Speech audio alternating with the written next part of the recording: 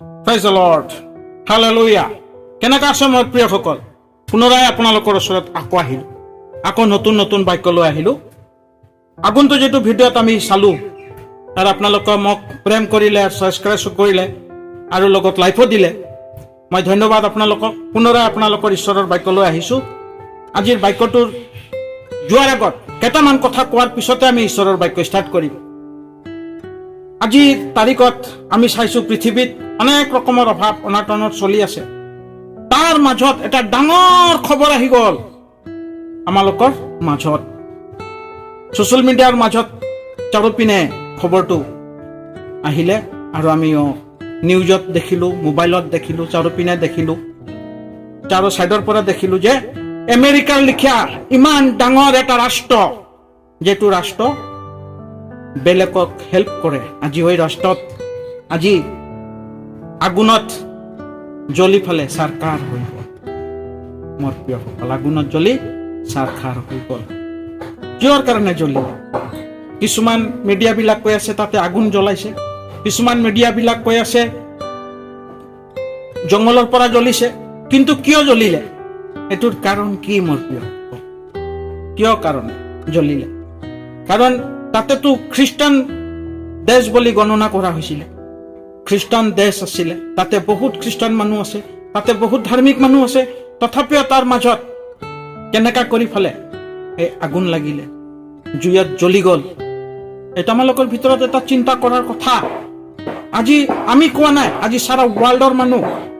কৈ আছে যে কিয় আমেৰিকাৰ লেখীয়া জাগাত আগুন লাগিলে। আগুনৰ অৰ্থ কি হ'ল? মানুহ চিন্তাত পৰি গৈছে, কিয় আগুন লাগিছে, আগুনৰ কাৰণ কি? কাৰণ কি আগুনৰ? যেনেকা জনা নবনী নগৰত গৈছিলে প্ৰাৰ্থনা কৰিবৰ কাৰণে, আৰু তাতে এটা বিশ্বাসী থকাৰ কাৰণেও নবনী নগৰক ধ্বংস কৰা নাছিল ঈশ্বৰে। কিন্তু যেতিয়া সেই বিশ্বাসীটো ঘূৰি আহিলে তেতিয়া নবনী নগৰ ধ্বংস হ'ল। Praise the lord. এনেকাও আজি কি জানো আমেৰিকাত এনেকা বিশ্বাসী আছে। তাৰ কাৰণেও আৰু এটা 17 তাৰিখ আমি দেখিছোঁ, আজি আমি নিউজত দেখিছোঁ, আমি মোবাইলৰ স্ক্ৰীণ পৰ্দাত দেখিছোঁ, তাতে এটা বস্তু দেখা গৈছে যে সকলো বস্তু জ্বলি খাৰ হৈ গ'ল, কিন্তু এটা বস্তু তাতে থাকি গ'ল, গীৰ্জাঘৰ। Praise the lord. কি জানো এই গীৰ্জাঘৰৰ যোগেদি ঈশ্বৰে আকৌ পুনৰাই আমেৰিকাক আশীৰ্বাদ কৰিব নেকি? আৰু এইটো জ্বলাৰ কাৰণ কি আছিলে এইটো মই ক'ব বিচাৰিছোঁ। ছ'চিয়েল মিডিয়াবিলাকত চাইছোঁ, ইউটিউবত চাই আছোঁ আমি লোকে, তাতে দেখিছোঁ যে যীচুক ঠাট্টা অপমান কৰিলে, তাতে মানুহবিলাক ঠাট্টা কৰিলে। গড ইজ জিৰ' ক'লে, তাত গড ইজ জিৰ' কৰাৰ কাৰণে গডে দেখাই দিলে তাত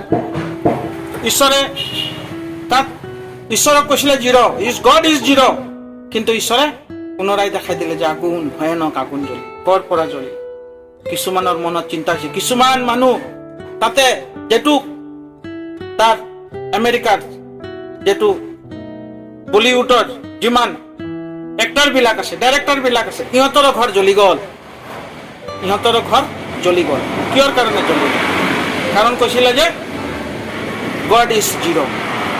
কিন্তু মোৰ প্ৰিয়সকল, গড ইজ জিৰ' নহয়, আজি আমিয়ে জিৰ'। আজি আমি জিৰ' হৈ আছো, কিয়নো আমি গডক বিশ্বাস কৰা নাই, আমি বাইবেলটোক আমি ষ্টাডি কৰা নাই। আৰু আমেৰিকান মানুহবিলাক ঈশ্বৰক কেনেকৈ ঠাট্টা অপমান কৰি আছে, আজি আপোনালোকৰ ইউটিউবৰ চেনেল যোগেদি মই ক'ব বিচাৰিছোঁ। তাৰ মানুহবিলাক যিবিলাক ঈশ্বৰক গ্ৰহণ কৰিছিলে, এইবিলাক মানুহবিলাক দিন দিন পৰিৱৰ্তন হৈ আছে। যীচুক গডক এৰি ফালে ইহঁতে বিভিন্ন ধৰণৰ ধৰ্মবিলাক প্ৰচাৰ কৰি আছে, বিভিন্ন ধৰ্মক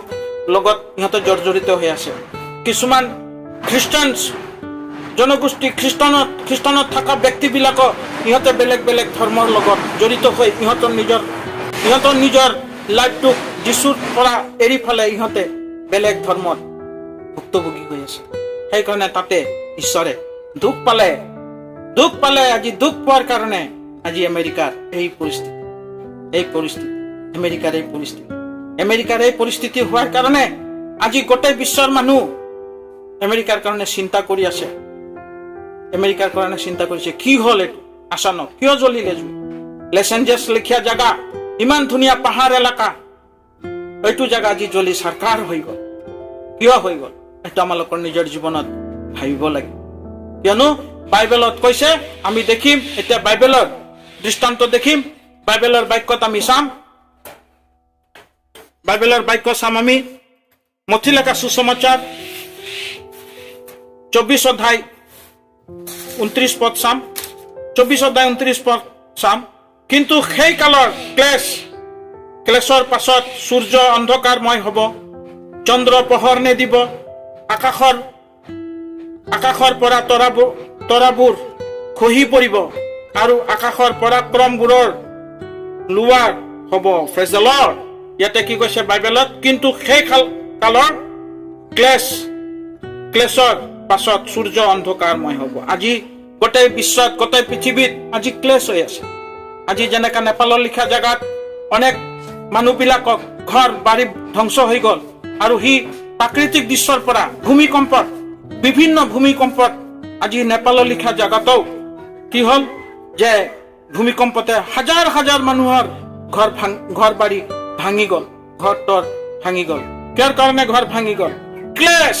এইটো আমালোকে ক্লেশ চাই আছো আজি সেই ক্লেশ এদিন আমালোকৰ ওপৰত আহিব ওই ক্লেশ বিলাক আমি ধৈৰ্য ধৰিব লাগিব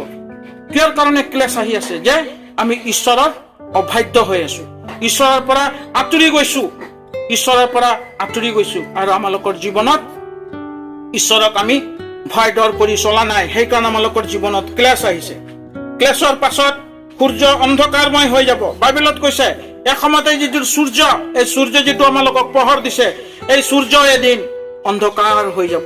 গোটেই বিশ্ব অন্ধকাৰ হৈ যাব তাৰপিছত চন্দ্ৰ পোহৰ নেদিব আৰু যেটো আমি ৰাতিত যেটো চন্দ্ৰ দেখা পাওঁ হয়তো এদিন কি হ'ব পোহৰ নেদিব হিও আন্ধাৰত পৰি যাব তাৰাবিলাক কি হ'ব খহি পৰিব আজিৰ এই দিনটো আহি আছে আজি লাষ্ট এণ্ডিং দিনটো আহি আছে আজি এই লাষ্ট এণ্ডিং দিনৰ কাৰণে আজি আমি চাই আছো আৰু এটা বাইবেলৰ পদ চাম ৰোমিও প্ৰথম কৰন্থিয়া 3 অধ্যায় 13 পদত লেখা আছে কিয়নো সেই দিনে তাক দেখুৱা কাৰণ সেই দিনৰ অগ্নিত প্ৰকাশিত হ'ব আৰু সেই দিনটো এদিন অগ্নিত প্ৰকাশিত হ'ব আৰু সঁচাকৈ আজিৰ তাৰিখত আমি দেখি আছো যে চাৰিওপিনে আগুনৰ প্ৰকাশ হ'ল আৰু তাতে প্ৰতিজন কৰ্ম কেনেকুৱা অগ্নিৰ নিজে তাৰ পৰীক্ষা কৰিব আৰু অগ্নিয়ে ইহঁতক পৰীক্ষা কৰিব যোনে ঈশ্বৰৰ লগত লাগি থাকিব যোনে ঈশ্বৰৰ লগত কাৰ্যত থাকিব সেই ব্যক্তিবিলাকক ঈশ্বৰে কি কৰিব অগ্নিৰ পৰীক্ষাৰ পৰা বাচিব আৰু যেই ব্যক্তিবিলাক ঈশ্বৰৰ পৰাক্ৰমৰ কাৰ্য নকৰে সেই অগ্নিত মৃত্যু হ'ব আৰু মৃত্যু হৈ যাব তাতে ওপৰত সজা কোনোজনৰ কৰ্ম যদি ৰয় তেন্তে তেওঁ বেছ পাব অৰ্থাৎ তাতে যদি কোনোবা যদি ভাল কৰ্ম কৰিছে তাৰ যেটো প্ৰাইজ ঈশ্বৰেহে দিব কৈছে আৰু কোনেও যদি মজৰ কৰ্ম যদি কৰে তেন্তে তেওঁ হানিব তথাপিও তেওঁ নিজৰ অগ্নিৰ পৰা ৰক্ষা পোৱাৰ দৰে পৰিত্ৰাণ পাব আৰু যে ব্যক্তি ঈশ্বৰৰ লগত লাগি আছে অগ্নিৰ পৰা পৰিত্ৰাণ পোৱাৰ কাৰণে খুজিছে তেতিয়াহ'লে ঈশ্বৰৰ বাক্যবিলাকৰ লগত আমি ট্ৰাম্পছ থাকিব লাগে তো আজিৰ তাৰিখত আমি চাইছো এই অগ্নিৰ কথা কৈছে আজি অগ্নি অকল আমেৰিকাত নহয় কি জানো আমালোকৰ অসমতো অগ্নি হ'ব পাৰে জুই জ্বলিব পাৰে আমাৰ অসমতো কি জানো ভূমিকম্প হ'ব পাৰে কিয়নো আমি ঈশ্বৰৰ পৰা আমি বহুত দূৰত গুচি গৈছো আমি পাপ আচৰণত আমি চলি আছো পাপ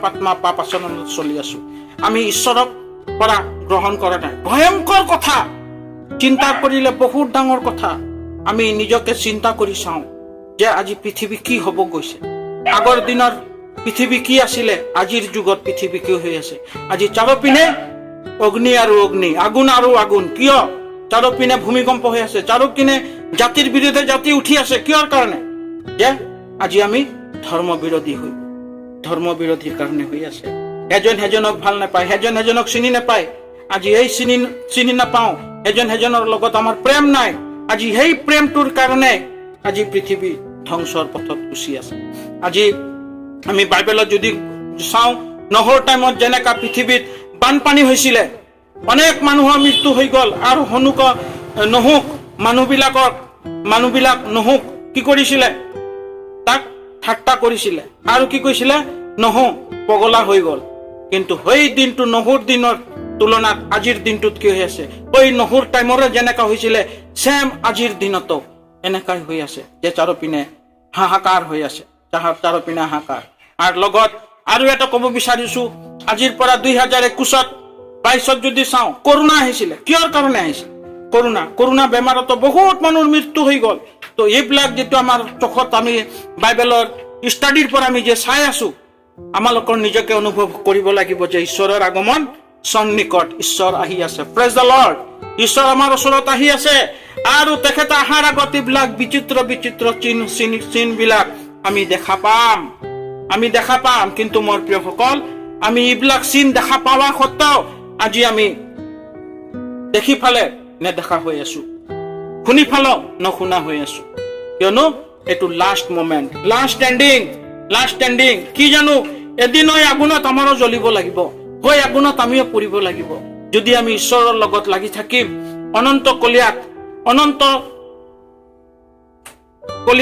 অনন্ত বৈকুণ্ঠত এদিন আমি যাম যদি ঈশ্বৰৰ লগত লাগি থাকো আৰু যদি আমি ঈশ্বৰৰ লগত লাগি নাথাকো তেতিয়াহ'লে এদিন আমাৰ মৃত্যু হ'ব আমি জানো মানুহৰ জাতিৰ এদিন মৃত্যু আছে আমি জানো কিন্তু সেই মৃত্যুটো কেতিয়া হ'ব আমালোকৰ লগত কেতিয়া হ'ব আমি পৃথিৱীতে যেটো কষ্ট পাই আছো এদিন আমি স্বৰ্গতো এনেকা কষ্ট পাম যদি ঈশ্বৰৰ লগত নাথাকো স্বৰ্গৰ দুইটা ভাগত ভাগ কৰা হৈছে এটা নৰক আৰু এটা স্বৰ্গ যদি আমি এই পৃথিৱীত থাকি ফেলাও যদি আমি ভাল কাম কৰি ফেলাও যদি পৃথিৱীৰ পৰা যাম তেতিয়া তাতে শান্তি পাম আৰু যদি পৃথিৱীতে যেটো বেয়া কাম কৰি ফেলে কষ্ট পাইছো এদিন আমি ওই নৰকতো আমি কষ্ট পাম ওই অনন্ত কলীয়া আগুনত আমি জ্বলি থাকিম তো আজি এই পৃথিৱীটো অনন্ত কলীয়া আগুনত জ্বলি আছে মানুহবিলাক হাহাকাৰ কৰি আছে এই হাহাকাৰৰ পৰা একমাত্ৰ উপায় যেই মানুহবিলাক ঈশ্বৰৰ নামেৰে আঁঠু ল'ব পুনৰাই মন পৰিৱৰ্তন কৰিব পুনৰাই ঈশ্বৰৰ আৰাধনা কৰিব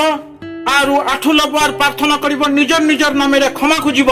সেই ব্যক্তিবিলাক পুনৰাই পৰিত্ৰাণ পাব প্ৰেজ দ্য লৰ্ড পুনৰাই ঈশ্বৰে ইহঁতৰ সকলো পাপ ক্ষমা কৰিব আজি আমেৰিকাৰ যিমান ভাই ভনীবিলাক আজি ঈশ্বৰক নিন্দা অপমান ঠাট্টা কৰিছিলে সেই ব্যক্তিবিলাক নিজৰ নত হৈ ফালে একদিন ঈশ্বৰৰ নামত আঁঠু ল'ব লাগে আৰু প্ৰাৰ্থনা কৰিব লাগিব যেই ব্যক্তিবিলাকে ঈশ্বৰক ঠাট্টা অপমান কৰিছিলে গড ইজ জিৰ' কৈছিলে সেই ব্যক্তিবিলাকক মই বাইবেলৰ যোগেদি ফালে ক'ব বিচাৰিছো আপোনালোকেও নিজৰ জীৱনটোক অনুতাপ কৰক আৰু আঁঠু লওক আৰু প্ৰাৰ্থনা কৰক আহক আজিৰ যি সুন্দৰ বাক্য আমি দিলো এই বাক্য যে আমি নিজে জানি যে আনকো যে জানাব পাৰিলো সেই কাৰণে ঈশ্বৰক মই ধন্যবাদ দিছো আৰু সেই বাক্যৰ যোগেদি যে আজি গোটেই পৃথিৱীৰ মানুহ এই বাৰ্তাটো পাব আৰু বাৰ্তা পাই যিবিলাক আজি ঈশ্বৰৰ পৰা আঁতৰি গৈছে সেই ব্যক্তিবিলাকো যে আঁঠু লৈ যে ঈশ্বৰৰ ওচৰত পুনৰাই ক্ষমা খুজিব আৰু অনন্ত জীৱনৰ কাৰণে অনন্ত কালৰ কাৰণে যে বৈকুণ্ঠত যাব ধামত যাব পাৰিব তাৰ কাৰণে আহক আমাৰ নিজৰ জীৱনটোক আমি পৰিৱৰ্তন কৰো আৰু বাইবেলৰ যোগেদি আমি নিজকে ঈশ্বৰৰ হাতত খোদাই দিওঁ ঈশ্বৰ আমালোকক আশীৰ্বাদ কৰিব আহক আৰু কি জানাৰ পূৰ্বে আপুনি সকলোৱে জানো আৰু বিশেষ কৰি এটো ক'ব বিচাৰিছো যি আমি বাক্য পালো যি চেনেলটো দিছো এই চেনেলত সাবস্ক্ৰাইব কৰক আৰু লাইক দিয়ক আৰু অতি আৰু ভাল বাক্য পাব